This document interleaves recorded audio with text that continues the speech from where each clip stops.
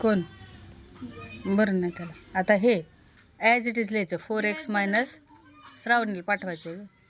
4x minus 5 as it is लिहिला, bracket नाही लिहायचा. आता हे मायनस साईन आहे बाहेर, ह्या सगळ्याचे साईन चेंज होणार. मायनस हे प्लस आहे 3x², काय होणार मायनस 3x². हे मायनस आहे त्याचं काय होणार प्लस 7x, प्लस आहे मायनसमुळं काय होणार -8. हां, आता काय करायचं 4x आणि 7x सेम टू सेम आहे, ते जवळ घ्यायचे आणि पॉवर जास्त असलेला अगोदर घ्यायचा 3x². नंतर हे सेमवाले एकत्र घ्यायचे. हे प्लस 4x आहे ॲज इट इज घेतले, हे प्लस 7x आहे ॲज इट इज घेतले. परत हे -5 ॲज इट इज आणि -8 ॲज इट इज. हां, कळलं का? -3x² ॲज इट इज वरचं खाली. 4 + 7 किती होतं 11x, -8 आणि 5 किती होतं 13.